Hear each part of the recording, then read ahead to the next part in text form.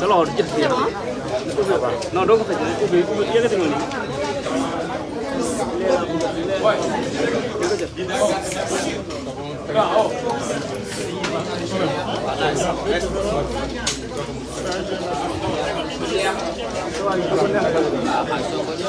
teg ko noonu rek ba teg si kaw waay teg ko ci xel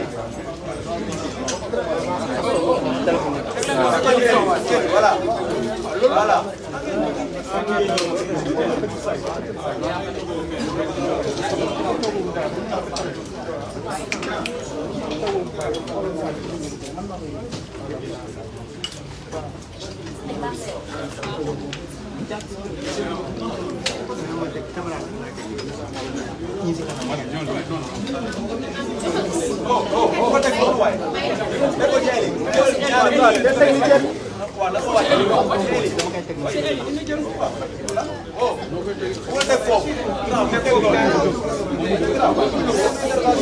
dama toog rek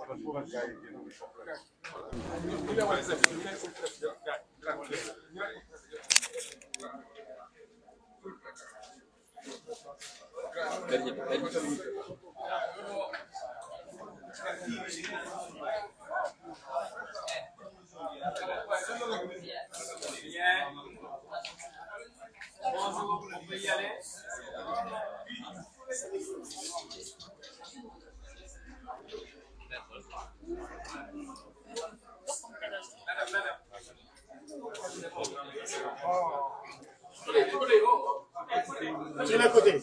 Merci.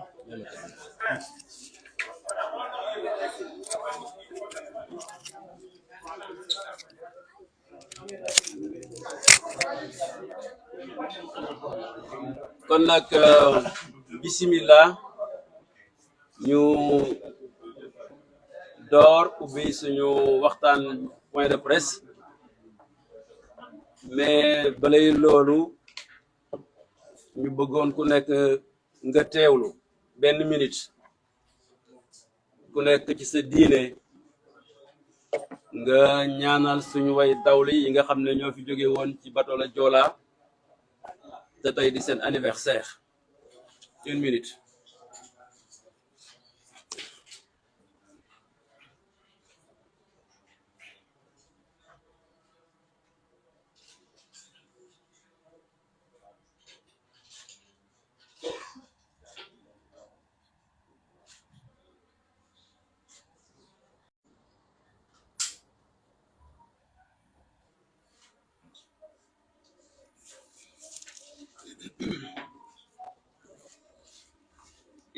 yàlla jotul leen ñaan gi jotul leen yool bi yërëm leen tabbil leen aljanna ñoom ak suñu way dawli yépp ak bépp mbokkam jurit bu fa nekk ca barsax waxtaanu tey bi nga xam ne moom lañ leen invité yoom mu wax ci li nga xam ne moo jëm ci gouvernement bu bees bi Macky Sall tabb wax leen ci suñuy xalaat bu Cheikh Tidiane Youm pare ñu jox kàddu gi le président de la conférence des leaders Khalifa Ababacar Sall mu wax ci li nga xam ne mooy affaire Barthélémy Diaz bu Khalifa Ababacar Sall pare ñu jox kàddu gi le président Ousmane Sonko mu wax ci maanaam rentrée parlementaire suñu député lu ñu ko gisee lan lañ ci xalaat ba pare mu waxtaan ak yéen aussi ci maanaam situation réew mi fi nga xam ne moom la toll. balay boobu man li ma ci bëgg a sërxal rek mooy dañu dégg temps yi ay coow ñu naan ay 3e candidature Macky Sall. ma ne Macky am na loo xam ne ni il faut que ñu jàngal ko mu xam ko mooy li nga xam ne day jëmmal politique moog nit dañoo bokk dañuy feebar mais feebar yi dafa wuute. nit dañ naan température bi bu tollee ci 37,8 degré mooy wér na. li nga xam ne mooy jëmmal politique ci démocratie dañ naan température bi li koy jëmmal wéram mooy 51 degré maanaam boo amee 51%. nit bu température am di yokk mooy feebar na il faut que ñu yóbbu ko hôpital. mais liy jëmmal politique bu température am di wàcc mooy feebar na tamul garab. gis ngeen yéen ñëpp Macky Sall bi muy ñëw fii température am tolloon na ci ay 65 voire 66 degré. tey boo xaymaa fi ñu jaar yëpp wàcc na. je parle sous le contrôle du président Déthié mi ngi war a toll ci ay 49-48%. c'est combien? 46%. 46% ak sàcc gi. dégg ngeen li ma wax de 65 la jógee température am passé na baaru 51% boo xam ne mooy wane ne wér na mi ngi ci 46%. nit su feebaree dañ koy jox garab mu wér aspirine wala doliprane mais feebaru politique moom ndeysaan rek lu tëgg tas. moo tax ma xam ne li ma doon wax Macky am problème de cerveau parce que boo fekkee ne nit nga jiite réew jàng bu mel nii wax dëgg yàlla boo nitee tuuti am ay mbokk ñoo xam ne ñoo lay waxal waroo tudd ay 3e candidature. mais yooyu yëpp ñii danañ ko leeralaat ci li nga xam ne mooy fànn yi nga xam ne moom la ñu tëralee suñu politique. alors ceci étant dit ma jox kàddu gi le président Déthié Fall.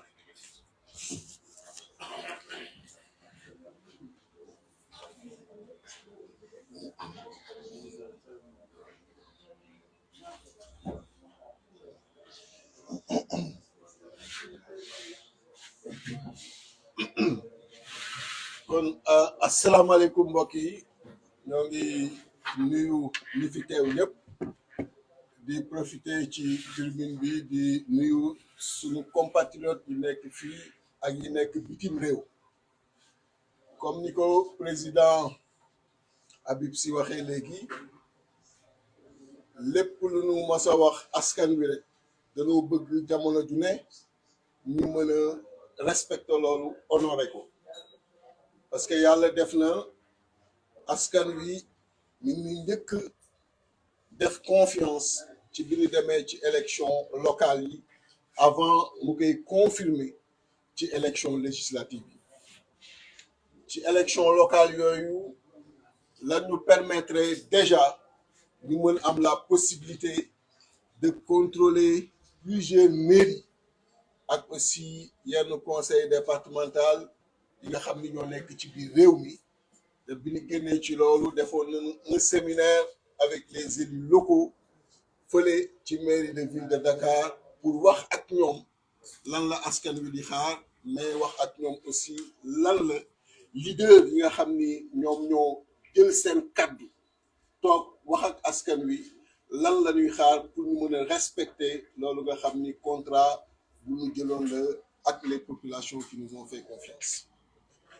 et à l'issue ci lañu waxoon ni daanu taxawal RER réseau des élus locaux du Sénégal parce que kenn umpalewul ni AMS bi ni muy doxee ak difficulté yi nga xam ni moom la ñu commencé gis ci suñu mairie yi suñu yenn maire yi di confronté wu ci difficulté yooyu te loolu li ko waral rek mooy dañu nekk des maires de l'opposition moo tax yu bare yi nga xam ni tey waroon na leen revenir yu ci bare état bi mi ngi koy tardeel et tey bu fekkoon AMS mi ngi doon jouer son rôle convenablement du intéressé wu seulement ci difficulté yi maire du pouvoir bi am mais dina intéressé wu ci difficulté yi nga xam ni les maires de l'opposition daan ko am mais cette pratique n'est pas nouvelle c'est une pratique qui est là depuis longtemps ku nekk xam na ni président Macky Sall depuis que mu ñëwee c'est une gestion clientéliste da ngay ànd ak moom mu yombalal sa mbir ànd ak moom li la war nga jot ko li la warul mu wesal la ko ànduloo ak moom li la war sax doo ko jot waxuma la ak li la warul et c'est ça qu'on est en train de noter mais bettuñu ñàkk ñoo bett moo taxoon dès après les élections ñu ngi nanu taxawal réel bi parce que xam nañu ki ñu jàkkaar loolu kan la te ñu am expérience ñoo xam lii nga xam ni moom la ñu jox na lañ ko war téye ak xam aussi jikko mooy ban jikko ci loolu nag lañu jàppee ni comme ni ñu ko waxee woon le 5 octobre bii ñu jëm incha allah daanu lancer réel bi daanu structurer réel bi bu ko defee lépp lu AMS am droit fii ci biir Sénégal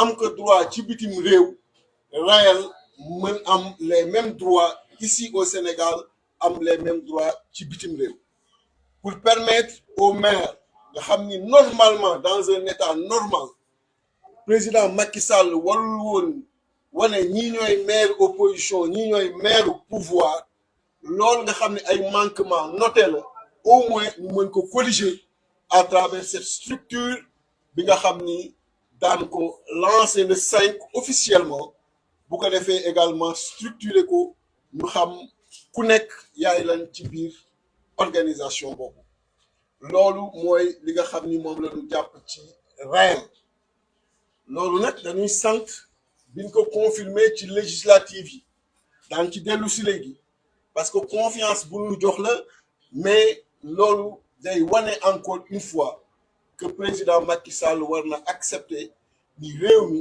mu bëgg ko ak mu bañ ko mënatu ko gérer comme ni mu ko doon gérer avant dafa am pàcc bu mu téye am également opposition bi pàcc bu ñu toy bu mu téye wax ma la sax pàcc bu mu téye képp mais pàcc bu ñu toy bu mu téye metti na nag ci ki nga xam ni da nga am expérience su am habitude depuis plus de 10 ans di gérer sans partage di buum di buumi di wax nit ñi di la topp boo xalaatee sax nit ñi daw avant nga koy décliner dina metti ci ku mel ne moom nga war d'un seul coup ñëw nekk dans cette situation où tu partages tout avec cette opposition nga xam ni c'est une opposition bu Sénégalais yi def confiance kon loolu laa amoon lu may wax ci réel bi bu ma ko tënkee en français en 2 minutes dire tout simplement que nous avions tenu un séminaire après les élections locales à la mairie de la ville de Dakar pour revenir avec les maires et présidents de conseil départemental issus de Yewwi Askan Wi sur un certain nombre de problématiques, surtout sur la gestion qui était attendue d'eux sur ces collectivités qu'ils géraient désormais. Et que cette gestion soit conforme aux déclarations que nous avions eu à faire, aux promesses que nous avions faites aux Sénégalais et qui se résumaient en une gestion sobre, vertueuse, axée et orientée vers les préoccupations des populations qui leur ont fait confiance. Et aujourd'hui, nous sommes heureux d'annoncer aux Sénégalais qu'une suite est réservée à cela, parce que nous avons retenu le 5 octobre pour procéder au lancement officiel de cette structure, mais également décliner la structuration qui a été faite et les responsabilités qui ont été confiées aux différents membres de ces réseaux des élus locaux du Sénégal. Le président Macky Sall le sait et il le vit difficilement qu'il n'est plus en possession des mêmes moyens qu'il avait entre 2012 et 2022, où seul il avait la possibilité de faire ce qu'il voulait dans ce Sénégal, de faire subir aux populations les difficultés les plus atroces. Il vit difficilement aujourd'hui ce partage du pouvoir parce qu'il sait qu'il a une partie et que l'opposition significative que nous constituons détient également une autre partie et nous comptons en toute sérénité, en toute responsabilité, jouer pleinement notre partition. Voilà ce que je voulais dire et je vous remercie. Merci, Président Déthié. Nous jox kaddu gi au responsable du PUR.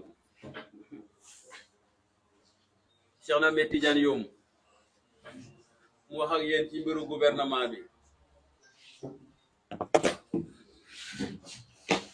Merci, doyen.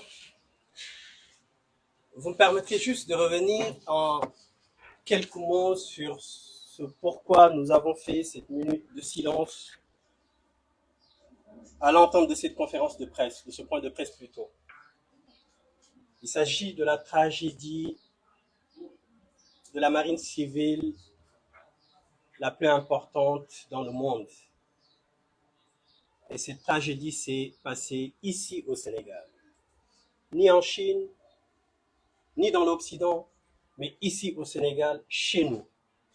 Ni du temps des colons, mais du temps d'une gouvernance de Sénégalais. Et vous conviendrez avec moi, jusqu'à aujourd'hui,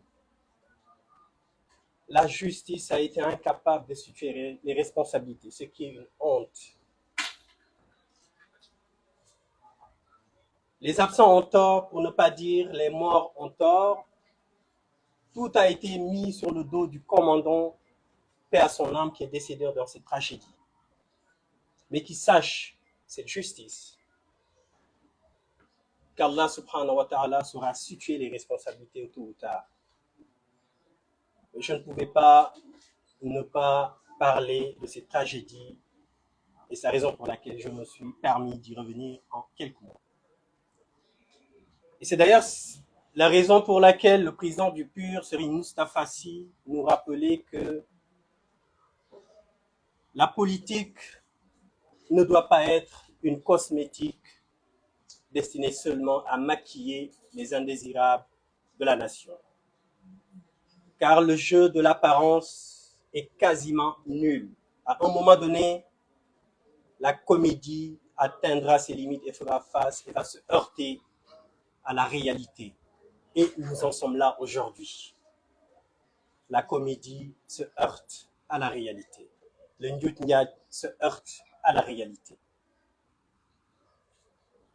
Depuis 2012, celui qui s'est mis aux destinées de la nation avec des stratagèmes que nous avons tous compris, s'est mis dans une gouvernance en mode errement, c'est-à-dire sans but précis. Et c'est dans cet errement qu'il s'était permis de considérer que le poste de Premier ministre n'était plus nécessaire, que ce poste constituait un obstacle au bon fonctionnement du gouvernement. Il l'a supprimé. Mais se réveillant dans un profond sommeil, il s'est rendu compte de sa turpitude. Il a demandé à l'Assemblée nationale, en procédure d'urgence, de rétablir ce poste de Premier ministre. Et effectivement, c'est en mode d'urgence. Et c'était tellement urgent qu'il a attendu 9 mois pour nommer le Premier ministre. Pour vous confirmer encore une fois de plus sa gouvernance en mode errement. Il n'a plus d'objectif, il ne sait pas là où il va, il navigue à vue d'œil sans aucune compétence. 9 mois après l'adoption en procédure d'urgence de l'Assemblée nationale de ce poste de Premier ministre, le président nous a servi il y a quelques jours de cela le nouveau Premier ministre. ce nouveau Premier ministre, celui-là dont le seul fait d'armes est d'avoir plongé le Sénégal dans un endettement éternel. Oui, c'est un endettement éternel. Nos arrière-petits-fils, nos arrière-petits-fils ne parviendront absolument pas du tout à payer cette dette. Et c'est ce monsieur qu'il a nommé comme Premier ministre, pensant qu'il sera l'homme de la situation pour les 16 ou 18 mois qui lui restent pour aller à la retraite, pour vous permettre de vous rendre compte que nous en sommes là aujourd'hui.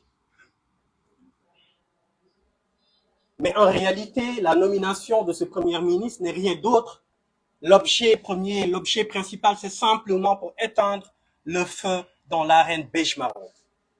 Vous conviendrez avec moi qu'aujourd'hui, et vous l'avez vu récemment hier, ce qui s'est passé avec la tête de liste de la coalition Benno Bokk Yakaar lors de ces élections législatives, elle se révolte. Elle essaie de retrouver sa personnalité et nous l'encourageons dans ce sens. Mais en réalité, si le président de la République s'est permis avec froideur de l'humilier devant ses pairs et de l'humilier devant tous les Sénégalais, c'est juste parce que le président sait que la tête de liste a été battue. La tête de liste a été laminée par la coalition Yewwi Askan Wi, avec comme tête de liste M. Ousmane Sonko. S'il s'est permis, comme je l'ai dit tantôt, de l'humilier, c'est parce qu'elle a été battue. C'est une confirmation de sa défaite, une confirmation des stratagèmes qu'il a mis en place pour obtenir ses 82 députés. Et nous l'avions dit lors de notre communiqué du 2 août. Nous vous avions alerté en vous disant que le président de la République, ayant eu connaissance des résultats de ces élections législatives, était hors de lui et a demandé à son ministre bras droit, à son ministre de l'Intérieur, M. Antoine Diome, de lui trouver 82 députés, et cela n'a pas loupé. C'est juste parce qu'il sait que la dame, la bonne dame, que nous encourageons encore une fois de plus, a été battue. C'est pour confirmer que lui-même, président de la République, a volé ces élections, qu'il s'est permis avec froideur de l'humilier. Et donc l'objectif, le but premier de la nomination de ce Premier ministre, comme je l'ai dit tantôt, est pour éteindre le feu dans l'arène beige-marron. Et c'est ce même Premier ministre qui nous a pondu un gouvernement de combat, de concert avec le président de la République. Parfois, nous nous plairons de considérer que le président de la République subit un test de la psychologie inversée. Vous savez, quand on subit le test de la psychologie inversée, on fait toujours le contraire de ce qu'on doit faire. En 2012, quand il a accédé aux destinées de ce pays, le peuple lui avait fait comprendre qu'il fallait combattre le chômage. Au lieu de combattre le chômage, il a fait la promotion du chômage. 7 voire 8 jeunes sur 10 dans ce pays n'ont aucun emploi et ils s'adonnent à l'aventure mortifère de traverser l'océan Atlantique pour aller rejoindre l'Occident. On lui avait également demandé de lutter contre la pauvreté. Au lieu de lutter contre la pauvreté, il fait la promotion de la pauvreté. Aujourd'hui, au Sénégal, plusieurs familles ne parviennent pas à satisfaire les 3 repas. Certaines se contentent simplement de manger à midi et de jeûner le soir et le lendemain matin, ce qui est une honte. On lui avait également demandé, récemment en plus, de lutter contre l'inflation des denrées de première nécessité. On lui avait demandé aussi de lutter contre l'injustice. Et il fait la promotion de l'injustice.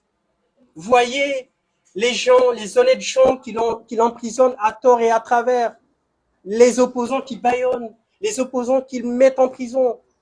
Au lieu de lutter contre l'injustice, il fait la promotion de la justice. Et comme je l'ai dit, on lui a récemment demandé de lutter contre l'inflation. Au lieu de s'adonner à ce travail, il ne trouve rien d'autre que de nous prendre un gouvernement dit de combat. Et c'est la raison pour laquelle nous nous plairons de considérer que ce monsieur, le président de la République, subit le test de la psychologie inversée. Un gouvernant de combat, se battre contre qui? En réalité, ils se battent contre la coalition Yewwi Askan Wi, qui est l'espoir du peuple. Force est de constater que le président de la République se dresse à chaque fois que le peuple manifeste sa volonté. Il fait tout pour aller à l'encontre de la volonté du peuple. Dans ce contexte socio-économique très difficile, il se permet de mettre en place un gouvernement de 48 ministres, de 43 ministres plutôt, contre 33 pour le gouvernement sortant, en faisant venir d'autres ministre qu'il avait lui-même viré par la petite porte. Vous vous rappelez de son nouveau premier ministre, vous vous rappelez du ministre de l'Agriculture. Il les avait virés, considérant qu'ils n'étaient pas capables, considérant qu'ils n'étaient pas productifs, considérant que ces gens-là ne faisaient pas l'affaire. Et aujourd'hui, il les repêche, il les ramène, les mettre au grand jour en disant que ce sont eux les gens de l'association. Donc c'est un monsieur qui est en mode de gouvernance, qui est en gouvernance en mode d'errement. Il n'a plus aucun objet, il ne sait plus quoi faire. Mais en réalité, la mise en place de ce gouvernement n'est rien d'autre que le premier objectif, c'est de se battre contre la coalition Yewwi Askan Wi. Et le deuxième objectif, c'est de faciliter le dépôt de sa candidature pour un troisième mandat. Doyen Habib l'a précisé tout à l'heure. Vous voyez bien qu'il a fait revenir son tailleur institutionnel, qui a été laminé, qui a été même broyé au niveau de son département. Il le fait revenir pour pouvoir préparer le terrain, pour pouvoir essayer de faire des montages juridiques, pour pouvoir déposer une troisième candidature. Ça, nous le comprenons. La souffrance des Sénégalais, c'est pas sa priorité. La difficulté que rencontrent nos concitoyens qui ne parviennent même plus à dormir chez eux parce qu'ils sont inondés.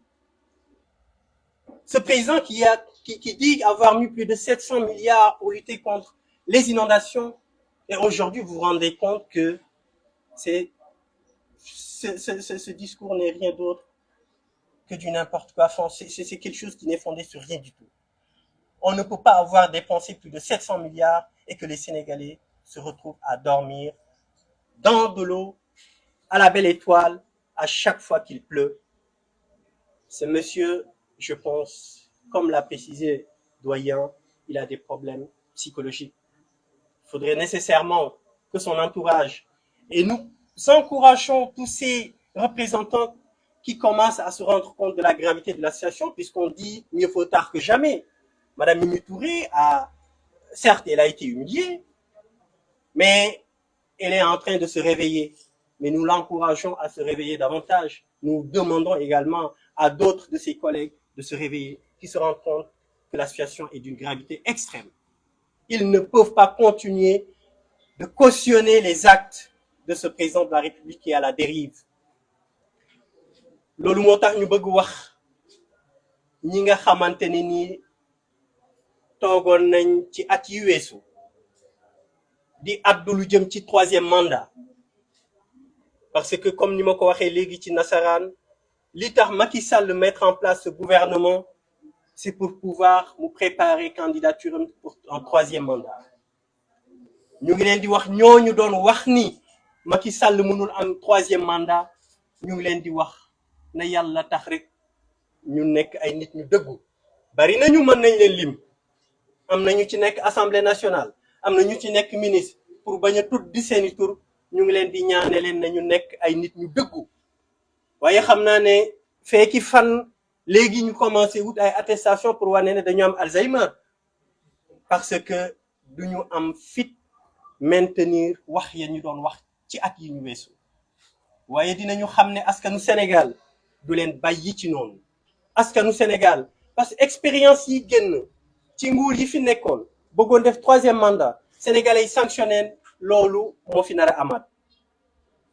donc ñu ngi wax sénégalais yi di wax ñoom ñooñu nekk ak président bi nga xam ne nii dafa xaw a xamatul li muy def, ñu wax leen ne leen nañu nekk ay jullit wala nañu nekk ay nit ñu gëm, parce que boo gëmee ci diine boo mën di gëm sa wax dafay am solo wax da nga ciy bàyyi xel te li ñu constaté léegi moo di ñiy wax seeni wax surtout ci niveau politique seeni wax jëriñutul dara loolu nag baaxul puisque boo demee bay def politique da nga war a nekk référence ci sa société nekk koo xam ne ni dafa làmboo jikko yu sell boo waxee ñëpp xam ne kii ku jub la boo waxee ñëpp xam ne kii ku dëggu la boo waxee ñëpp xam ne kii doyloo nañ ko loolu nag moo amatul ci langue politique bi bëreetu ci surtout ci ñoom ñooñu wër Macky Sall donc loolu la ñu bëggoon wax ci diir bu gàtt lu jëm ci gouvernement bi xam ne gouvernement naxaate la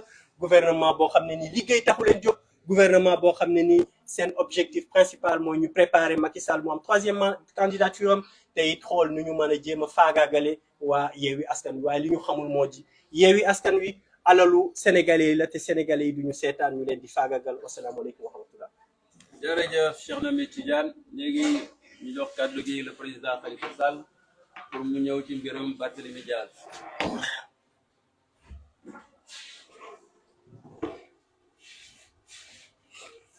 Merci beaucoup président Habib maa ngi baamtuwaat nuyoo bi nga xam ne moom la président Habib def vis-à-vis des Sénégalais ak yéen ñi fi teew ñëpp di def rek une petite note personnelle ci li mu introduire waxtaan bi tey ci mbirum bateau le Joola ma ñaan rek ñu fàttaliku ak a ñaanal Idrissa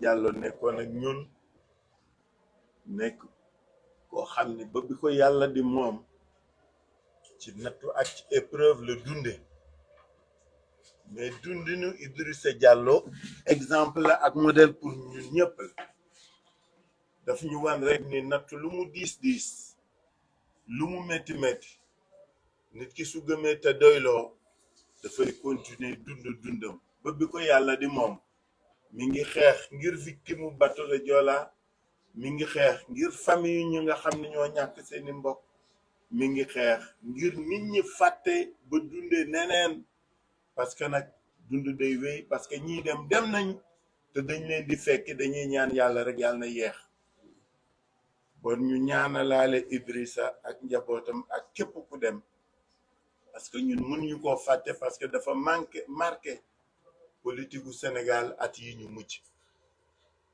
ñaareel bi may dëggal rek fi nga xam ne moom la Serigne Cheikh Tidiane yu daanele léegi 2012 dañu amoon yaakaar gu rëy yaakaar gu mag bi ñuy fal président Macky Sall Sénégal ànd fal ak 65% nga wax de mi ngi ci 46% te 46% ça c'est du bricolage parce que score réel bi 44,% mais du looloo am solo suma doom moom danaa xalaataat tuuti le chemin parcouru lan moo tax sénégalais yi de manière constante régulière di ko dëddu ba fi mu toll tey mais surtout fas yéene ko nag gunge mujj dem parce que fi mu ne il n'a qu'une issue mooy génn da ngeen di wax ay 3e candidature moom ci boppam sax je suis sûr que gëmul li mën na ne parce que wax na ko waxaat na ko bon gars yi pousse nag pour mu gëm ko peut-être que stade boobu la toll mais li nga xam ni moo constant ci politique am li nga xam ni moo constant ci gouvernance am moom li ko ñor du askan wi toppatoo leen liggéeyal leen li ko ñor mooy nan lay dëgërale nguuram nan lay wéyale nguuram dëgëral ak wéyal nguuram nag wékku ko li dul liquider ay adversaires politiques dama leen di fàttali rek ni 2012 ak léegi je sais pas si vous tenez le compte dañ naan ñaata responsable politique ñoo demagul kaso ci nguuru Macky Sall du ñaata ñoo dem kaso de ñaata ñoo demagul kaso loolu lañuy wàññi. C'est-à-dire qu'il a érigé en méthode d'organisation du combat politique et de l'élection la liquidation de ses adversaires, leur neutralisation. Abdou Diouf Senghor daawu ko def Senghor terewul kenn mu doon candidat Abdou Diouf musul tere kenn mu doon candidat Ablaye Wade mi mujj terewul kenn mu doon candidat mais fii ak le président Macky Sall képp ku ko bëgg a xatal képp ku doon adversaire rek dana xool na mu la faagaagal dafa teg boppam yàlla ju ndaw mais xamul ne yàlla dëggantaan a ngi koy xaar loolu rek la sóoru moom ak ñi koy xelal ak a jàppale. Et c'est dans ce cadre-là lay dugalee waxtaanu Barthélémy Diaz heureusement que yéen a ngi fi jaraw lakk yéen journalistes yi parce que nag VAR moom xam nga noonu ngeen ko tudde VAR moom lu am njëriñ la parce que bi histoire bi amee mu dem kër Barthélémy Diaz la mu wax ba léegi c'est d'actualité et personne ne comprend que c'est ce pouvoir-là qui aujourd'hui continue à persécuter Barthélémy Diaz. Non, c'est une vraie persécution, c'est 10 ans fukki at ñun ñëpp ñuy dem tribunal ak a dellu si bi mu tëddee kaso ba pare personne n'a compris ak wax ju rëy ji ñu fa wax kër Barthélémy Diaz ci teewaayu njabootam ak mbokkam ak xaritam. En tout cas, moi je fais partie de ceux qui n'ont rien compris. su fekkee pour jéem neutraliser Barthélémy Diaz la c'est vain bu xam ngeen xale bi xam ngeen nit ki xam ngeen responsable bi xam ngeen politique bi mu doon am na loo xam ne mënul wéy mënul jàll mais li ñu révolté mooy li nga xam ni mooy li bees ci dossier bi parce que looloo tax ñu wax ci parce que li ñëpp d'accord mooy depuis 10 ans Barthélémy Diaz crie son innocence. Depuis 10 ans, il se bat pour son innocence. may fàttali askan wi ni moom moo def appel bon après le procureur def na appel mais Barthélémy moo def appel ñun ñi koy gunge chaque audience procès bi xam nañ ni procès ba léegi Barthélémy Diaz doo nga fa nekkoon ci mise en cause yi moom rek fa des ñeneen ñu taqaloo nag ñu boole kenn gisatu leen c'est le seul qui se bat pour prouver son innocence moo tax askan wi yenn saa il faut que muy ràññee selon lii am jëfin yi taxawaay yi melokaan parce que loolu am soo nit ki du nu mu waxee ni mu jëfe dong la Barthélémy est resté constant cohérent et conséquent dans son combat loolu mooy liy dëgg su fekkoon il avait des reproches à se faire il n'aurait jamais continué de se battre mais li ñu gêné mooy li bees may fàttali rek ne fi ngeen fàttali ko ni Barthélémy depuis bi ñu tegee lool ci ndoddam ba léegi bi mooy 2e fois mu nekk député loolu bu leen ko fàtte 2012 nekkoon na député 2022 il est encore député gis nga ni yàlla di calculer moo ñu dàq organiser ñun ñëpp 10 ans alors ce qui gêne et ci loolu juristes yi sax jubóowuñ ci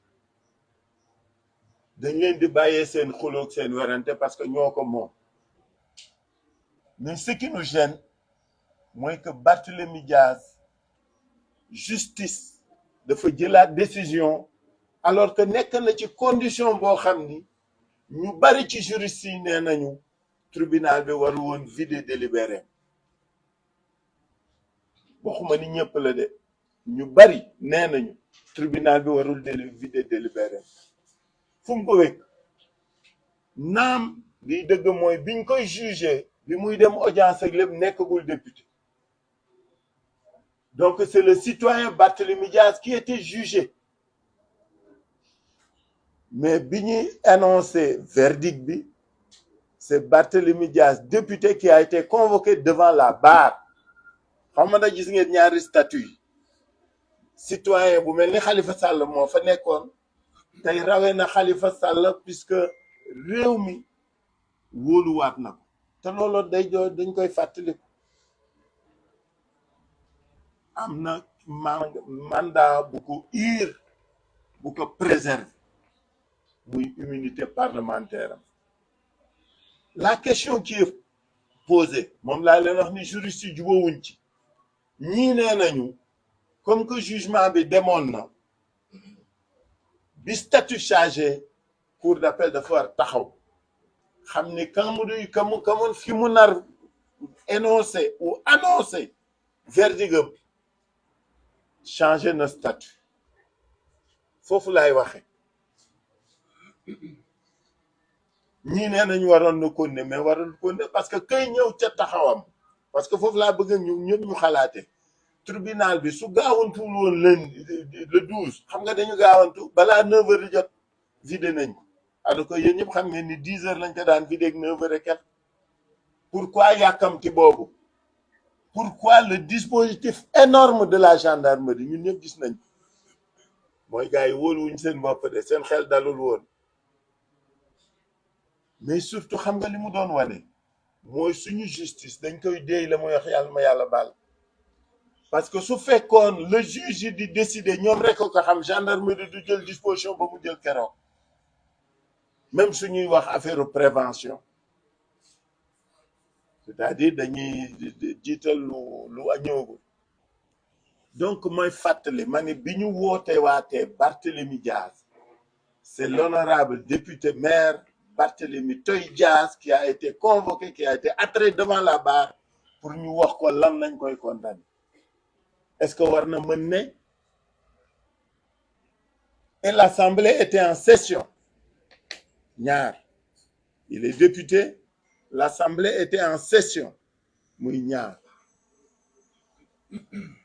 donc kooku mooy li gën a rëy man ma doon ci jurisprudence ci domaine boobu yéen ngi fàttaliku sama cas bi Kaba naan dañ ma tëj avant may falu bi ma farool député kenn walatu lever sama immunité parlementaire c'est inutile yéen koy fàttaliku le tailleur national là qui est revenu ñëw wax ba pare weddi boppam yéen a ngi fàttaliku loolu finalement ñoom ñoo jël décision CEDEAO dëggal décision boobu ni nañ ma libéré ci rek parce que bi may door du ma citoyen là bi ma fa nekkee sama statut changé na dites-moi quelle est la différence entre sama bos ak Barthélémy Diaz quelle est la différence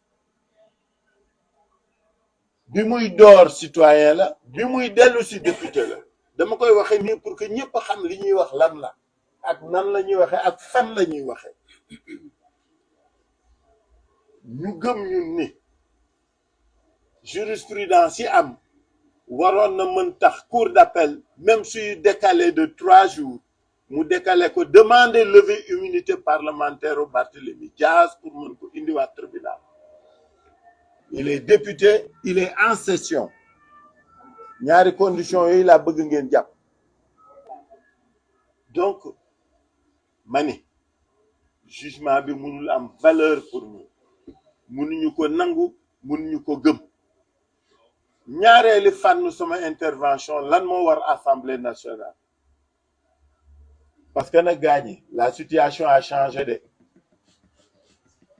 l'Assemblée nationale la gaa yi ngi naan waa Yewwi la ñu def noonu la dañuy bañ tey bañ suba bañ ëllëg parce que la woon noonu dafa wonni te sama gaa ñi ba léegi ils n'ont pas compris que quand tu n'as pas la majorité même ba nga daan am majorité assemblée dañ naan waxtaan astumaak bi nga amatul majorité bu la jox doole boo passé en force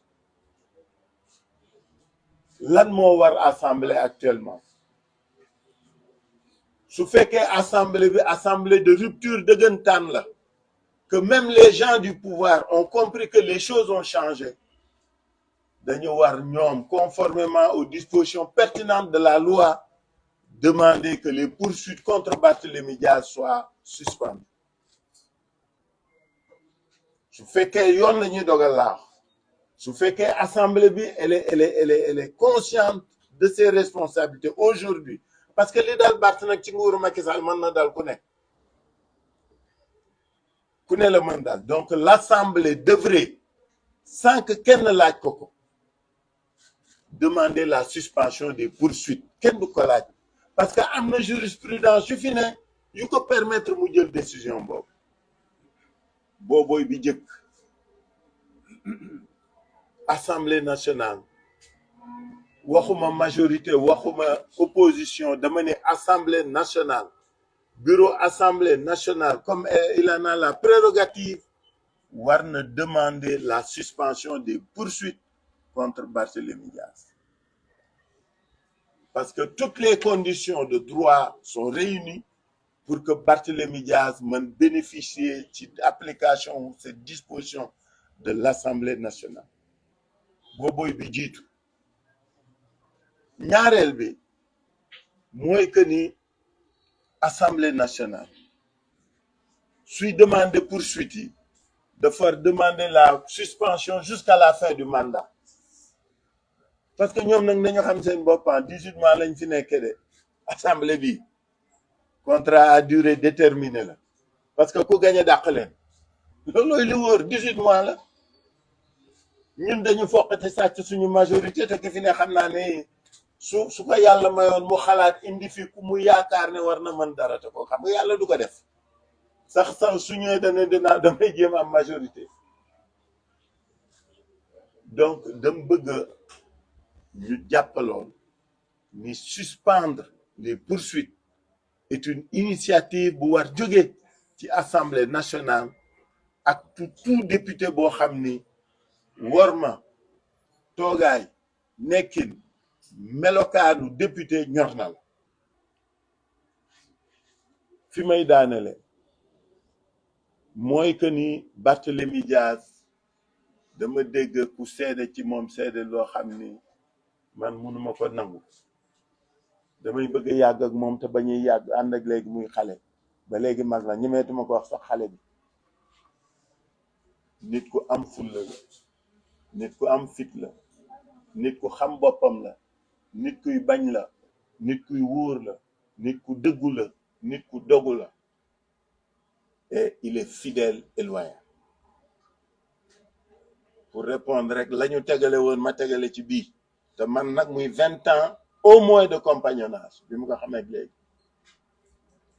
donc assemblée l'invite qu'on vous fait le bureau d'abord su ko deful nag ay député daañ ko def loolu laa bëgg ñu xam parce qu'on ne se laissera pas faire et on ne laissera pas faire et je suis sûr que cette assemblée-là veillera pour que plus jamais un député ne puisse être traité de la sorte en tout cas loolu lañ gëm loolu lañ yaakaar maa ngi leen gërëm leen sax.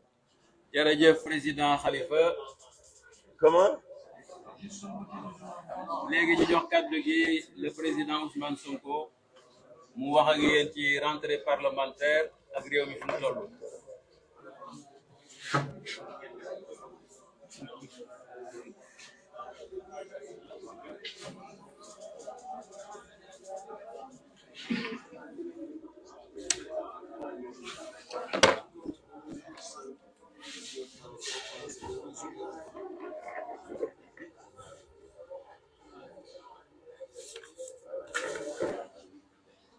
mbokk yi asalaamaaleykum ñu ngi nuyu ñi ñuy seetaan ñëpp di doore suñu wax fi ñëpp doore rek mooy bés bi bésu tiis la ci Sénégal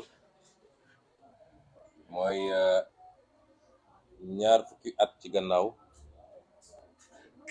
lu mat ñetti téeméer ci ay bakkan rot na ci loo xam ne ci suñu cosaan ak suñu aada dañuy faral di wax ni ndogalu yàlla la waaye ñëpp xam ni càgganteeg nit moo gën a sabab loolu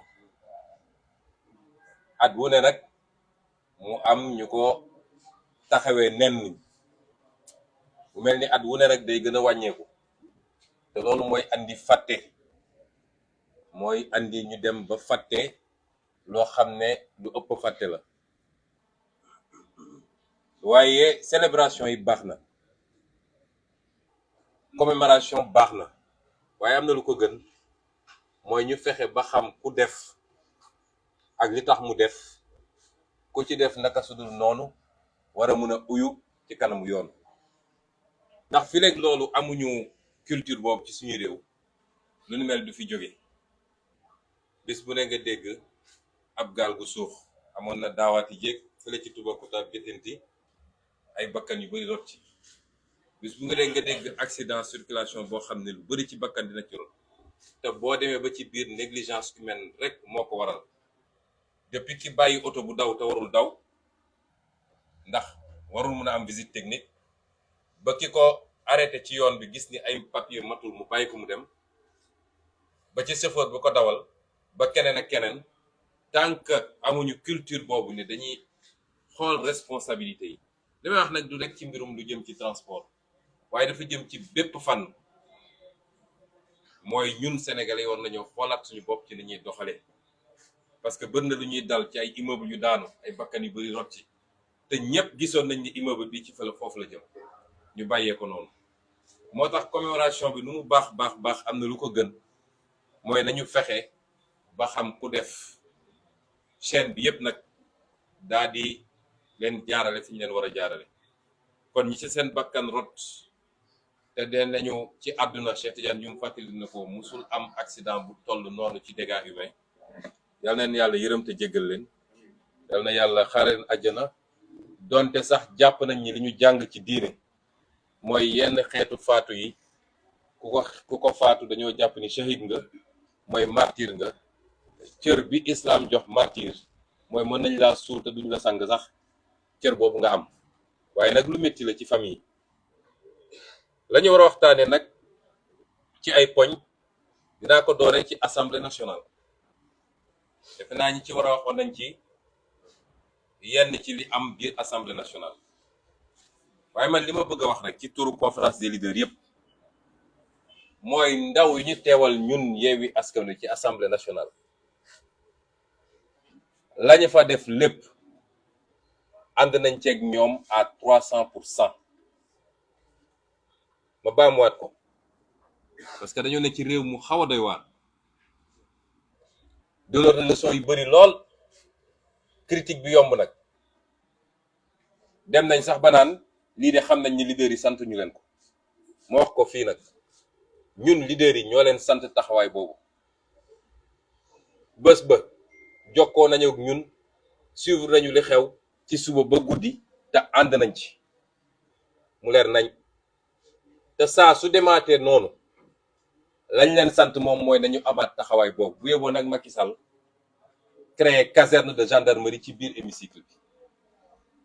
lan moo waral loolu nag mooy mandat bi leen sénégalais yi jox, mooy na assemblée soppiku, mooy na assemblée bi nga xam ne mooy voter loi na doon moom ki njëkk di appliquer loi. assemblée bi nga xam ne mooy voter loi moom na jiitu ci appliquer loi. assemblée ñaar ñoo ko sëkk, constitution ak règlement intérieur de l'assemblée. constitution dafa wax ni lii mooy cëru assemblée nationale, lii mooy cëru député bi, ñii lañu war a doxalee biir assemblée nationale. règlement intérieur assemblée nationale ñëw mottali ko ne assemblée nationale lenn luñ ci war a doxal ñi la war a doxe.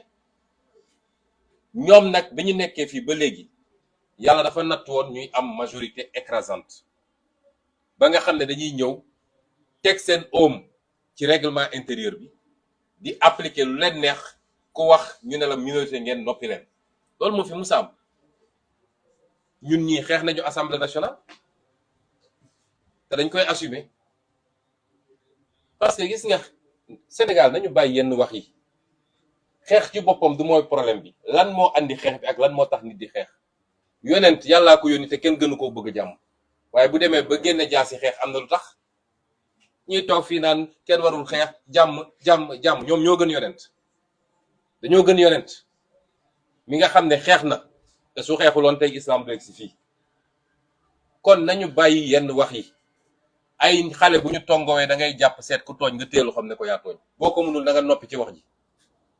waaye non déception, ñun di taxuloon yóbbu leen assemblée, bu dee ñoom dañoo ñëw assemblée nationale bëgg imposer lu dul yoon lan la député opposition war a def sol seen costume cravate croiser les bras ne suñu yoon new si ëllëg bu ñu ñëwee bëgg a wote benn loi pour ci góor jigéen wala dañuy wote loi pour yokk njëgu ceeb wala njëgu diwlin wala leneen ak leneen opposition bi ne ñii la war a demee ñoom ñu ne dañuy teggi loi daal koy def par force lan la opposition bi war a def li ñu def barki démb la ñu war a defaat moo tax ma ne leen ngàcce gaalaama siggil ngeen ñu parce que man nekk na assemblée 5 ans minorité lañ fa woon di cee xam ne li may wax bis bu ne ñu jalgati yoon te mënoo ci dara loolu nag moo jeex tàkk nag ndax nag ñoo leen ëpp doole assemblée de majorité sax amatuñu ko ndax 83e bi nee na léegi non inscrit la ëpp ñu lim gënuñ ñoo nekk ndaw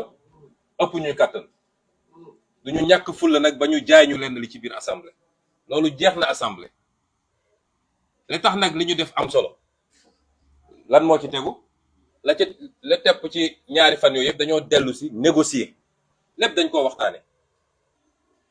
lépp dañ koo waxtaane waxtaane nañu commission yi nañ ko war a tërale kan mooy jël ban nangam bi ñu ñëwee lan la ñu waxoon ci commission yi ñoom ñooy tànn lu leen neex opposition doog a tànn gars yi neen du fi amee dañ koy waxtaan ba déggoo assemblée boo xam ne ëppoo fa doole gestion paritaire la war a doon opposition bi li mu wax rek mooy nañu toog waxtaane mbir yi fii kenn bëggu fi lu yàqal Sénégal kenn du fi def loo xam ne da nga koy bloquer pour bloquer rek pour le plaisir déedéet lu ñu andi lu baax ñu wote ko lu ñu andi lu baaxul ñu ne leen du fi amee loolu mooy assemblée nationale loolu la Sénégalais yi bëggoon ci ñun moo tax ñu jox ñu 80 députés de l'opposition 3 non inscrits muy 83 ñoom 82 kon est-ce que yoon la ñu toog yoon ne suñuy voté ay couleur pour candidat bu nekk ñoom ñu ne loolu du fa amee ñoom ñoo violé règlement intérieur ngeen bëgg suñuy député lem seen loxo seetaan leen ñu def leen neex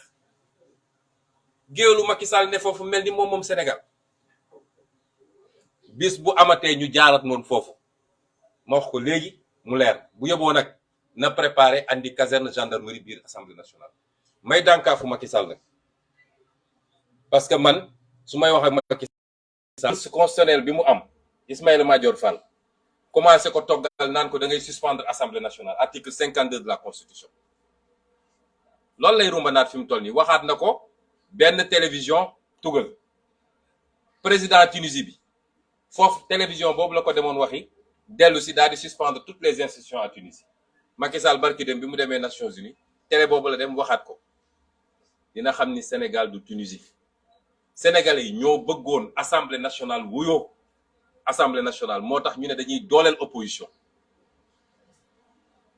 moom nee na ses pouvoirs ne dépendent pas de l'assemblée les pouvoirs de l'assemblée ne dépendent pas de lui loolu mooy yoon suñu nee séparation et équilibre des pouvoirs mooy moom ci boppam ay pouvoirs assemblée dépendrul ci moom waroon na am kersa di wax ci assemblée parce que mi ngi violer séparation des pouvoirs mais comme c'est un homme volontairement violent dans tout ce qu'il fait moom jàpp na ni Sénégal da koo donn ci ay waajuram xam na ñun ñii ñëpp ay assujettis lañ moo tax mu jàpp ni moom mën na suspendre assemblée nationale bi daa di am tous les pouvoirs di gouverner par ordonnance loolu la gëm Macky Sall Ismaïla Madior Fall mu teg fee nga xam ne musiba bu mu dugg nag moo ko fay dugal loolu la ko gëmloo fi mu toll nii waaye ba ñu yegg ca waaye teel nañ ko dànqaafu te wax nañu ak Sénégalais yi moom mënul fecc li Sénégalais yi fas Sénégalais yi ñoo bëggoon assemblée mel nii ñoo bëggoon opposition bi am fa doole ba lu fay ñëw dinañ ko mën a càmbar te noonu lañ koy càmbaree nag te fan yi di ñëw assemblée nationale dina neex de li muy tiit li ko tiital ba muy baxi loolu dina am assemblée nationale dina doon un lieu de débat boo xam ne mbir yi dootul ñëw rek député nelaw ba ñu ne heure vote mu jóg ne voté daa déedéet lu ñu andi dinañ ko càmbar parce que loolu la askan wi namm ci ñun waaye duñu yem ci loolu ñun dañuy yóbbu dinañu proposer ay loi teg ko sur la table loi yu dëgër nag loi yu leer nañ yoo xam ne Sénégal da koo soxla dinañu déposer pour ñu taxawal ay commission d'enquête parlementaire ci luubal gi ne ci réew mi loolu moo ko tiital waa ji nelawatul lekkatul boo xoolee kanam gi sax da nga ko yërëm dinañu càmbar budget bi nga xam ne moom la war a teg ci table assemblée nationale ba mu leen lii mooy intérêt Sénégal lu ko may ñu delloo ko en seconde lecture loolu tax muy annoncer la couleur naan si on bloque moi je prendrai mes dispositions yooyu ay waxu daanu saret la. kon ñu ngi rafetlu suñu taxawaayu député bu ñu déglu kenn ci ay donneurs de leçons assemblée nationale règlement intérieur la kan moo mun a ne Benno Bokk Yaakaar violewul règlement intérieur ni mu falee président amul ku ko ñemee wax ci Sénégal ba pare ñu bëgg ne gars yi nañu toog jàpp seen njàmbur croiser les bras loolu jeex na ci Sénégal.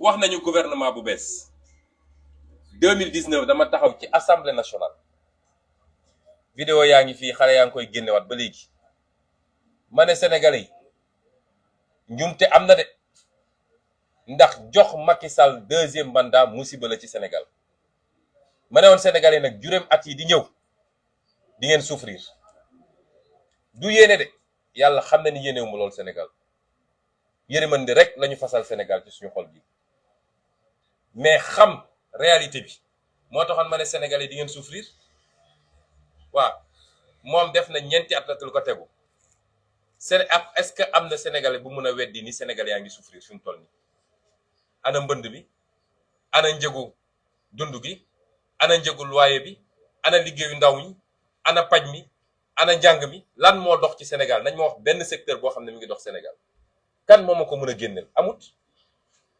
dara doxul.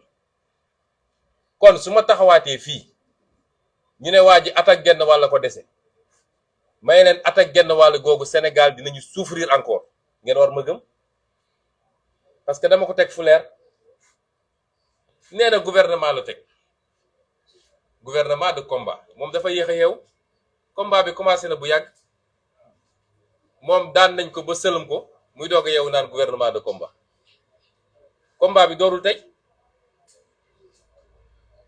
combat bi dafa door bi mu commencé ay tappale mois de mars ñu duma ko sur le terrain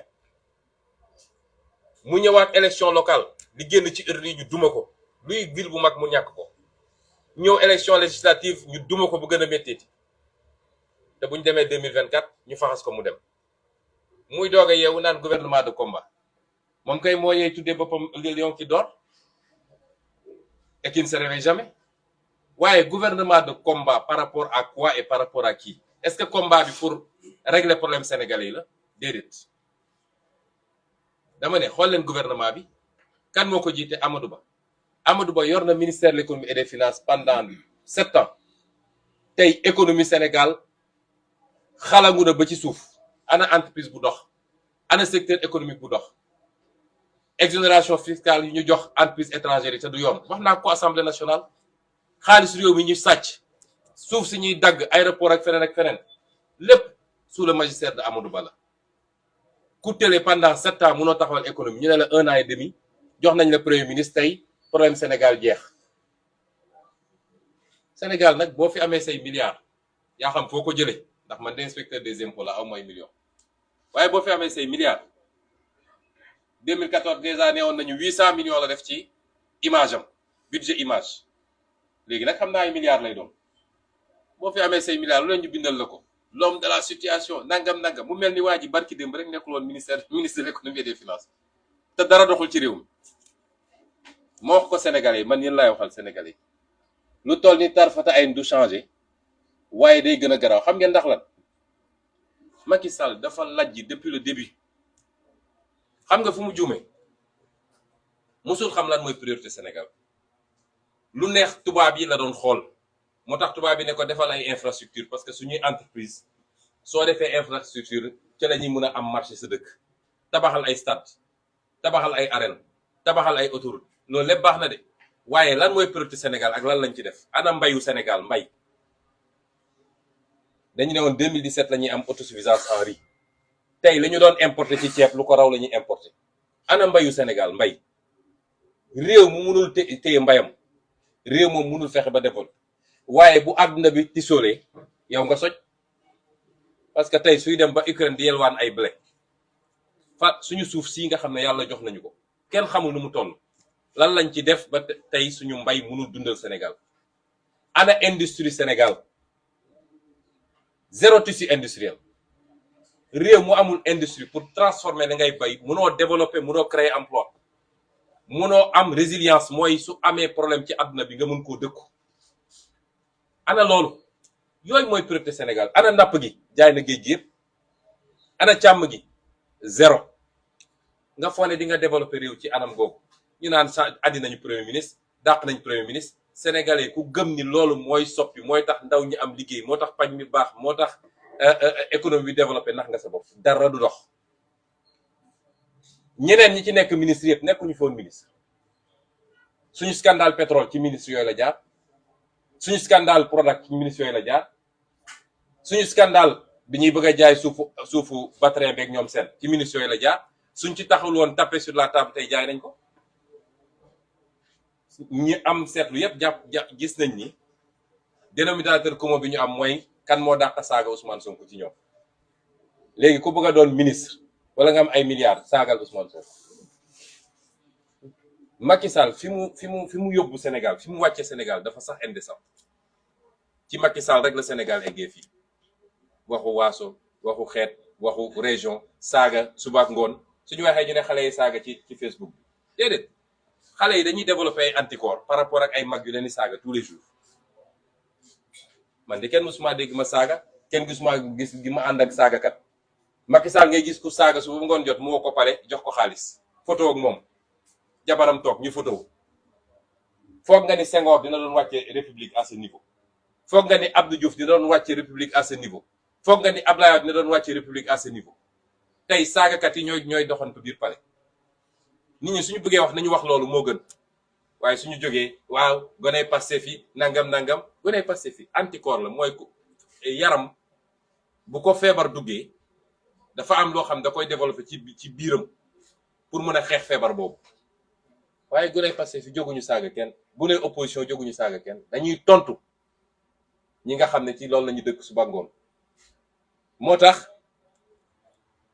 bu dee politique tam waaye ñoom addition de zéro la ñi ñu jël ñëpp ne dañ leen def ministre c'est pas eux qui vont faire des combats politiques kan moo ci gagné fi mu dëkk ci ñaari élections yi passé ñoom ñëpp dañ leen duma ay liste remplaçant ñoo leen di duma ban poids politique la ñu am nañ ma wax jël leen kenn ministre yeeg premier ministre yëpp door nañ leen élection locale duma leen élection législative kon du ci administrativement du ci politiquement du fenn foo mën a nattee du ci prise en charge des préoccupations des Sénégalais du fenn foo mën a nattee ni ñi gouvernement de combat la mu des nag kon ban combat ak opposition c'est pas un escadron de bras cassés et de canards boiteux qui va combattre l'opposition kenn ci ñoom gañewu ci bureau de vote du ñu ñoo ñuy combattre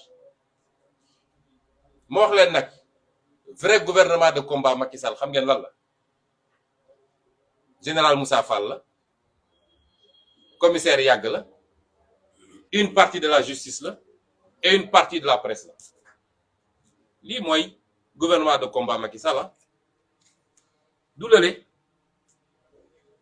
général Moussa Fall ak Yàgg gëmloo ko ni jënd na lu doy ci ngànnaay ci grenade lacrymogène ak leneen ba ku yëngatuñu duma la moo tax lu xew ci réew mi ñu génne char de combat fu ne pour dox ci xelu seen xale yi ba dootuñu ñeme mais dañoo xamul lu xew laajal Ben Ali laajal Moubarak laajal président Soudan gis nga un peuple qui dit non gisuma gendarmerie wala police bu koy téye yooyu ay waxu caaxaan la ñaareel bi mooy une partie de la justice sénégalaise est-ce que tey xoolal classe politique bi suñu nee dem élection 2024 nee nañu Khalifa Sall du doon candidat nee nañ Karim Wade du doon candidat léegi ñu ngi ruma daal naan Barthélémy Dias du doon candidat Déthié mi am na benn source man moom ma teel leen ko wax gannaaw yàlla amul luy dund lu ma mën a tere ne candidat loolu moom du lu ñuy wax waaye lépp fan la jaar mi ngi jaar ci justice ci ay tappale yu kenn xamul soo joxee union magistrat jóg bel ñun kenn mënuñoo xokkatal kenn mënuñoo intimider gis nga réew mi lu fi jara wax yëpp dinañ ko wax parce que dans une démocratie tout se discute amul sens interdit bu justice defee lu dul yoon ñu wax ko tey la justice est le premier bras de Macky Sall moom mooy instrument pour la liquidation politique des adversaires de Macky Sall justice waaye nag lu ëpp tuuru de nañu tey parce que ñun ñëpp sénégalais lañu te kenn ëppalewul kenn ci dëkk bi. La presse maa ngi félicité Barthélémy Dias li mu wax keroog dëgg la une bonne partie de la presse bokk problème la ci Sénégal barki yàlla booy xool presse su Sénégal nga xool presse su Mali wala presse su Burkina da ngay rus c'est devenu un problème la ko andi nag yéen journalistes yi taxul ñeen ñu wax de yéen moom ñoo bokk coono ñooy naanandoo suñu lacrymogène fu ñuy tourné ñooy fanaanandoo ci àll bi seen patron yi dem mbëkk fële ñu jox leen ay milliards te duñ leen ci jox ñoom la ñuy waxal ay dóorkat ay mbëkkkat nguur gu ñëw ñu naxanteeg moom laxas si moom ñooñu ñoo tax ñuy wax. dafa am jamono nit ñi dañoo gëmoon ni le quatrième pouvoir c'est la presse dangeen ko daan dégg même dans les livres de droit constitutionnel dañ ko doon wax moo tax ñëpp dawoon dem uti organe de presse ne su ma ko amee am naa moyen de pression am na waykat bu ne woon nu mu ko tuddee uraga ëppal asamaan jant leer ma jànnoog satellite woon ma feneen dinaa liggéey ba am lu ma jëndee satellite nangam boobu gént gu yàgg la woon su ma juumul kàddu yi noonu la ñu jàpp ni ku am sa groupe de presse soxlawoo parti politique te yaay ëpp doole parti politique yi soxlawoo nekk président de la république te yaay ëpp doole président de la république bu ko defee mu doon moyen de pression et de chantage sur les gens et ça marche avec les petits présidents yu amul benn personnalité xaalis bu ne nga joxe ko naan nañu bind lu baax ci man ak nañu bind lu bon ci ñële mais loolu dafa jeex tàkk la jeex dañoo nekk jamono joo xam ni presse sax léegi mu dépassé parce que yéen ñi ñëpp journalistes yi wóor na ma ku nekk am nga sa benn blog sa benn page Facebook booy def sa benn site internet ku yaakaar ni yor nga groupe de presse loo neex nga wax ci nit ñi te li gën a garaaw mooy kenn doo tudd yow mun nga taxaw wax loo neex ci nit ñi ku la tudd nga mel ni mbott bu wan caméra loolu au nom de quoi au nom de quoi invité nit ci plateau mel ni ku lu ne nga yàq ko mu dóor la benn ngay bëgg a xatraay au nom de quoi cette dictature ne marchera pas en tout cas moi ça ne marchera pas avec moi je respecte chacun et j'exige le même respect de chacun lan la ñu fi bindalul ci ay ngeen baal ma ci wax ji may ay fenu neen l'observateur en pleine campagne Sonko a reçu 195 millions de Tuloy Oil est-ce que am na lu gën a garaaw loolu kan moo ci wax ngeen foog ne loolu dina continuer noonu dans ce pays parce que yor naa sama organe de presse rek lu ma neex ma bind ci nit doo xool ni père de famille la doo xool ni dafa am njaboot ci politique ay milliers de personnes topp ko bañuñu ku def nga am preuve ni def na nga wax mais sos suba ngoon guddeeg bëccëg sénégalais dañuy toog di seetaan seen télé nit di wax ñu naan kii moo mën a wax lu dul noonu parce que nit ñi léegi dañoo yeewu moo tax li Barthélémy def ànd naa ci man réew mi il va falloir crever l'abcès te am na loo xam dootuñu ko nangu lii nag mooy gouvernement de combat Macky Sall gouvernement combat Macky Sall c'est pas ces canards boiteux là de ñii politiquement ku ci dem terrain bi ne damay quartier laa bëgg soo demee ñu duma la kan moo ci gagné wax leen ma am na ñu demoon élection locale fii Dakar defe naa est-ce que am nañu sax 5000 voix am na ñu demoon yeneen dëkk yi fu nekk fan la ñu gagné bañ naan ñii mën nañu def un gouvernement de combat contre qui donc ñu feddali ni lii lépp ànd nañ ci la ca des nag wax na kaaw Barthélémy Dias man askan wi laay waxal askan wi moo war a protéger les mandats qu'il donne puisque institution yi mënatuñ koo def Assemblée nationale lim fi nekkee depuis des années gis nañ ko man bi ñuy lever sama immunité parlementaire ñëpp xam nañ ni jaarul yoon ñëpp xam nañ ko un député qui est en session loi li mu wax dafa leer mënatuñ ko poursuivre lu dul Assemblée nationale lever na immunité li xew ni acte de poursuite la parce que poursuite mi ngi commencer avec réquisitoire procureur mi ngi jeex quand le jugement sera définitif loolu mooy poursuite. Donc en appel acte de poursuite la preuve le procureur est venu defaat réquisition daal di demander 5 ans loolu du acte de poursuite. kon lan moo tax assemblée nationale ne ci cell moom di seetaan pour que un député en cours de session ñu mun koo condamner sans pour autant que l'assemblée nationale n'ait levé son immunité. moo tax ma ne affaire bi dootul affaire u assemblée nationale donte suñuy député dinañu déposer li ñu war a déposer semaine bii avocat yi dinañ def pourvoi en cassation mais dootul affaire assemblée nationale. la ma waxoon ba ma ca tollee man mois de février daaw dama leen ne lii du mbirum justice mbirum jaay doole la ak mbirum politique donc politiquement lañ koy répondre askan bi moo war a protéger ses mandats parce que dañoo jël Barthélemy ne kii ab criminel la askan wi leen d'accord criminel boobu moo ñu doy pour jiite la capitale du Sénégal ñu jox ko mandat askan wi dellu si waat criminel boobu moo ñu doy pour ñu jox ko mandat mu dem assemblée nationale kon askan wi weddi na loolu doy na ci weddi moo tax askan wi moo war a protéger ses mandats parce que fi ñu bëgg a jëm mooy foqati son mandat de député ak xool ndax mën nañu foqati son mandat de ville de Dakar loolu duñ ko nangu. la may daanelee daal pour bañ a guddal yow askan wi laay waxal rawatina yéen ndaw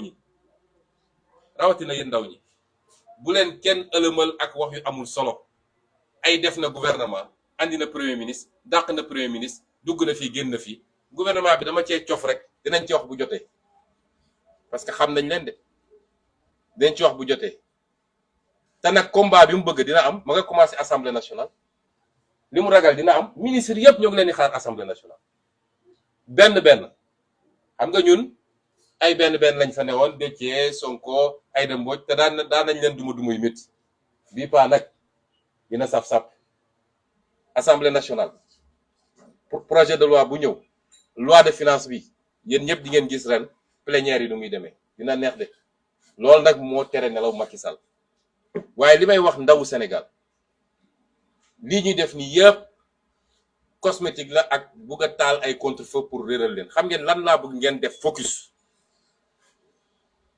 li ma bëgg ngeen jàpp ko moo tax man débat 3e mandat duma ci dugg xam ngeen lu ma bëgg ngeen jàpp ko Macky Sall 2024 février 2024 il sera plus président du Sénégal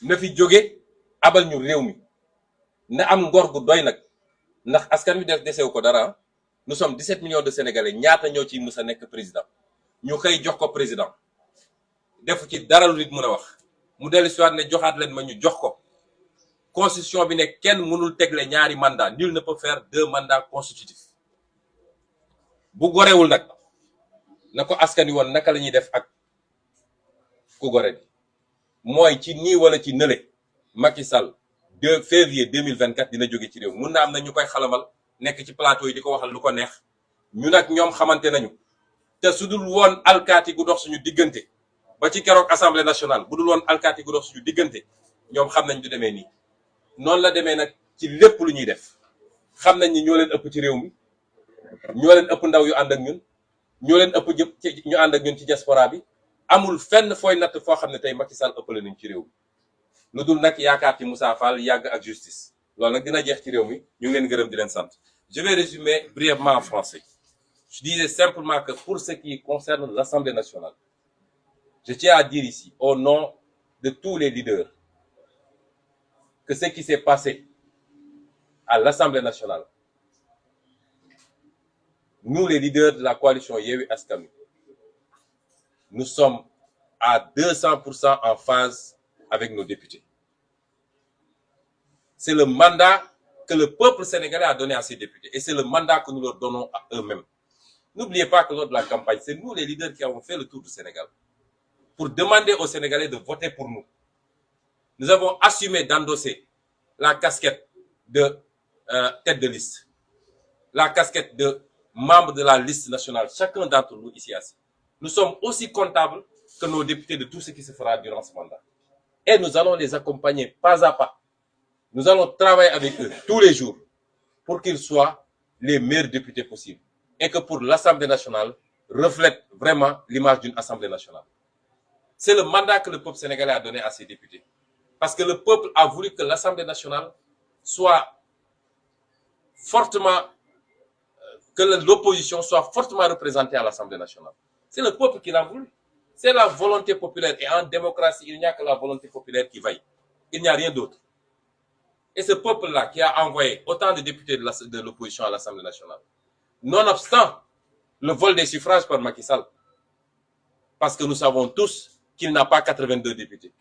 À tout casser, il aurait eu 76 députés. Il le sait. Nonobstant le vol. Et à tout bien considérer, ce qui s'est passé atteste d'une dégringolade historique. Il a été élu à 65% des voix il y a 10 ans. Aujourd'hui, il est à 46%.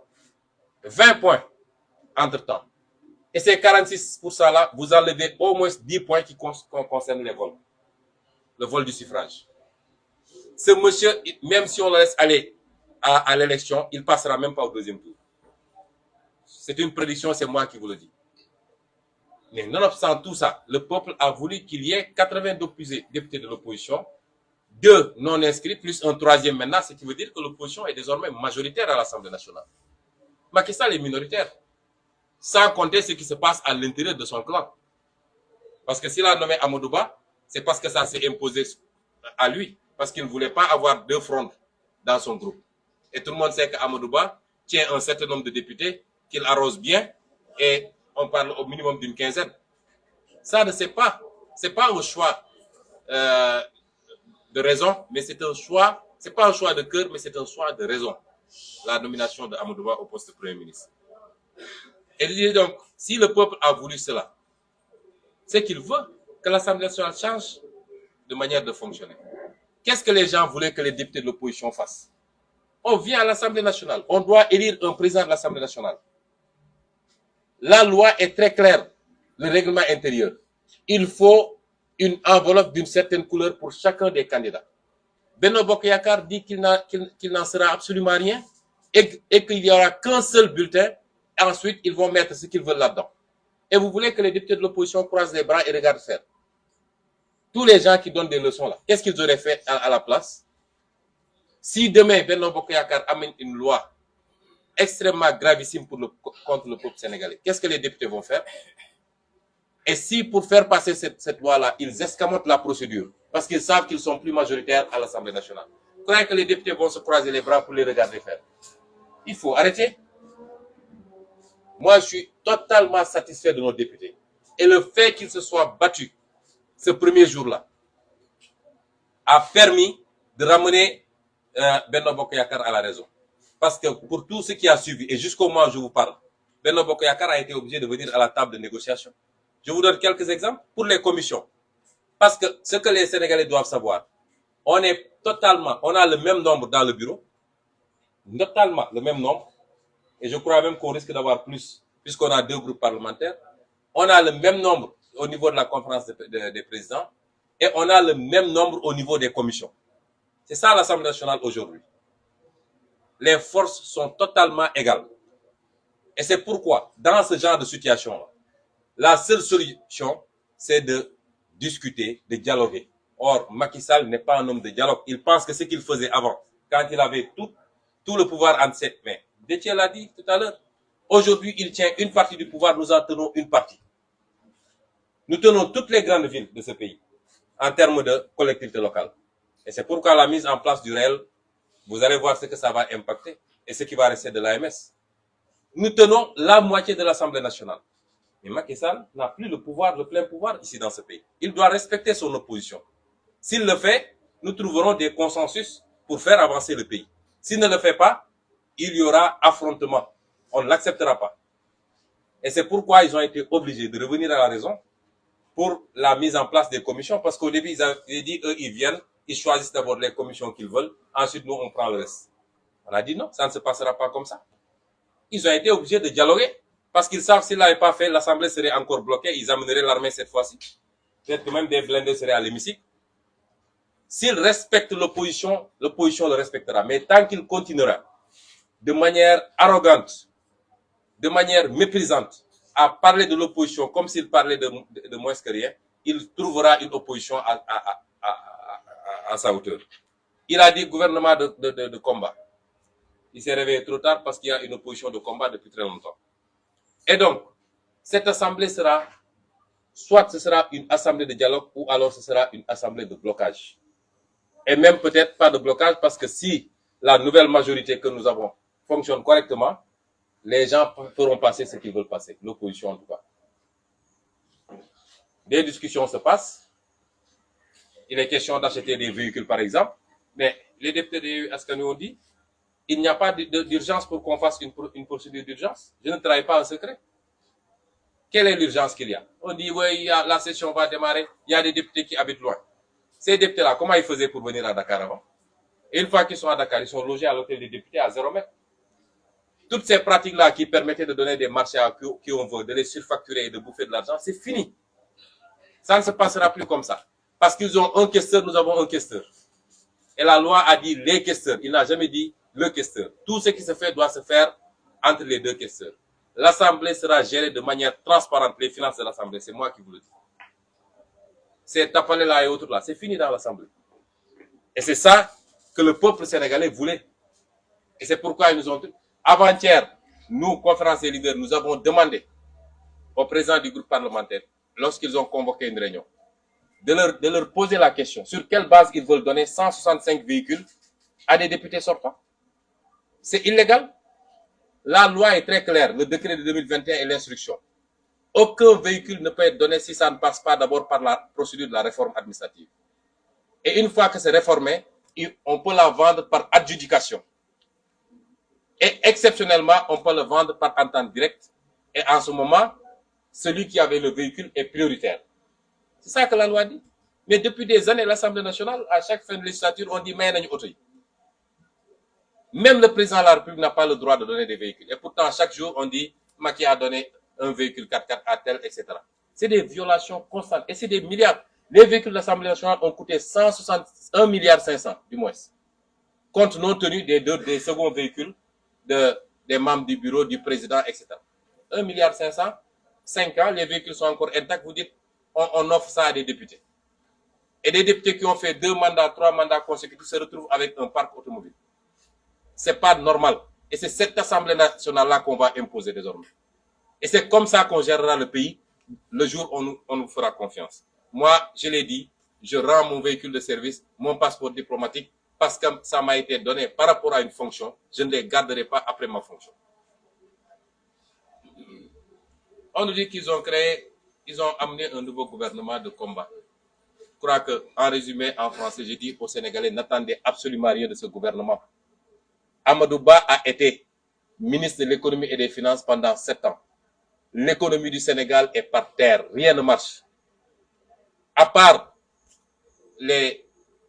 la prévarication autour des ressources foncières, des ressources financières de ce pays, les exonérations indues, énormément de choses, si je devais énumérer ici. Nos députés les attendent à l'Assemblée nationale. Dans quelques temps, dans quelques semaines en tout cas, sera la session budgétaire. Toutes ces questions seront remises sur place. Nos députés l'attendent pour sa déclaration de politique générale. Et nos députés les attendent tous d'ailleurs, à commencer par Macky Sall, pour leur déclaration de patrimoine. Et tous les Sénégalais les attendent pour qu'ils déclarent leur patrimoine. Et les Sénégalais seront ébahis de voir comment des Sénégalais sont riches, alors qu'ils n'ont exercé que des fonctions publiques. Et ce gouvernement-là ne réglera pas les problèmes des Sénégalais. Je l'avais dit en 2019, je le redis, le coût de la vie, le coût du loyer, le chômage des jeunes, le problème des soins médicaux, l'école, l'université, rien ne changera parce que à la base, Macky Sall a raté les choses depuis 2019. Il n'a aucune vision. Il n'a pas su construire un pays et une économie. Il s'est trompé de priorité et ce qui fait qu'aujourd'hui, dès qu'il y a un petit problème au niveau international, le Sénégal est enrhumé. Parce qu'on n'a pas bâti d'économie, on n'a pas investi sur l'agriculture, ni sur la pêche, ni sur l'élevage. On n'a pas investi sur l'industrialisation de ce pays. Et vous pensez qu'on peut développer un pays avec des infrastructures tapes à l'œil qui cachent des dettes colossales que même nos petits-enfants devront payer après. Même si vous ameniez un ange qui tombe du ciel, vous le mettez Premier ministre, ça ne changera rien. C'est pourquoi je dis aux Sénégalais, tout ça, c'est des débats qui ne vous concernent pas. Faisons focus sur 2024 pour que Macky Sall, la page Macky Sall soit définitivement tournée. Macky Sall, on lui donnerait 50 mandats qu'il ne fera absolument rien du pays parce qu'il n'a ni la vision, ni l'ambition, mais surtout le patriotisme qu'il faut pour poser les vrais débats par rapport à des partenaires qui essaient de nous imposer chaque jour de mauvais choix. Il n'a pas ce courage, il n'a pas cette vision. Je terminerai par le cas de Barthélémy Diaz pour appeler le peuple sénégalais à savoir défendre ses mandats. Parce que lorsque le peuple choisissait de confier les rênes de la plus grande ville du Sénégal, la capitale du Sénégal, la ville de Dakar, à Barthélémy Diaz, il l'a fait en connaissance de cause. Le peuple savait que Barthélémy Diaz a été accusé de causer blessure volontaire. Le peuple savait qu'il y avait une procédure judiciaire, mais le peuple a voulu lancer un signal. C'est de dire que nous savons que c'est un complot politique. Nous ne croyons pas et nous allons lui confier un mandat. Parce que si le peuple était convaincu de la culpabilité de Barthélémy Diaz, il n'aurait pas voté pour lui. Aucun peuple ne voterait pour des assassins. Et ce même peuple est revenu pour dire que nous voulons que Barthélémy Diaz aille à l'Assemblée nationale. Ce n'est ni à Macky Sall, ni à sa justice inféodée d'enlever ce mandat des mains de Barthélémy Diaz. Et c'est pourquoi je dis, ce n'est pas des questions judiciaires. C'est vrai, l'Assemblée nationale aurait dû empêcher cela. Parce que Barthélémy Diaz était en session et ensuite il exerce un mandat parlementaire. La loi est très claire, aucun député ne peut être poursuivi en pleine session et même au cours de son mandat tout court sans que l'Assemblée nationale n'ait procédé à la levée de son immunité parlementaire. Et nous sommes encore dans les poursuites. Mais moi je dis que ce n'est ni une affaire d'Assemblée nationale, ni une affaire de justice. Dans ce pays-là, avec Macky Sall, il n'y a qu'une chose qui fonctionne. Parce qu'il n'en a cure de la loi. C'est des problèmes politiques, ça se règle politiquement. Et c'est au peuple de défendre les mandats qu'il a confiés à des gens. Et l'histoire nous permettra de voir où est-ce qu'ils veulent aller avec cette farce-là. Mais c'est au peuple de régler ça, particulièrement à la jeunesse. Je vous remercie. Bien, merci beaucoup et à bientôt. Vous voulez attendez, s'il vous plaît, restez. Je tiens à préciser deux choses. Si le président le permet. Je tiens à préciser deux choses. Certains ont dit que nous maltraitons les journalistes. Nous offrons ce que nous avons. Vous savez très bien que nous ne vous maltraitons pas. Dans tous les pays du monde, même des conférences de presse des présidents des États-Unis se passent comme ça. La deuxième chose, nous n'avons aucun problème à ce que les journalistes puissent poser des questions. Nous voudrions que vous ayez le courage d'appliquer ce que vous voulez à tout le monde. Parce que quand Macky Sall vient faire ses déclarations de presse, ou toute autre personne du pouvoir, vous n'exigez pas de dire nous voulons poser des questions. Les patrons de presse qui s'agitent, qu'ils aillent poser des questions. D'ailleurs, la personne idéale pour qu'on lui pose des questions, c'est Macky Sall, c'est ce que les Sénégalais attendent.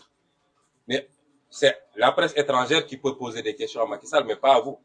Nous, on est en face de vous et on vous écoute. Et ça ne pose aucun problème de vous laisser poser des questions, puisque certains ont des patrons de presse qui leur disent, soit des la colis pour le mettre mal à l'aise. Posez vos questions, on vous écoute.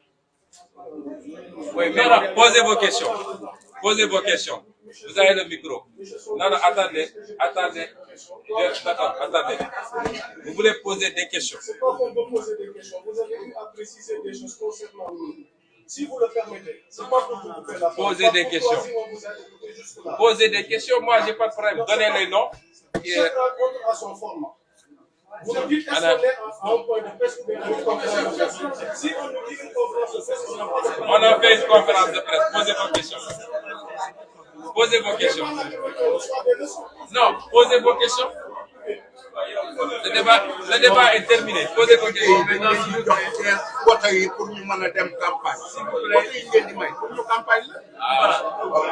S'il vous plaît. Qui peut poser des questions? Vous voulez poser? Vous avez la parole, posez votre question.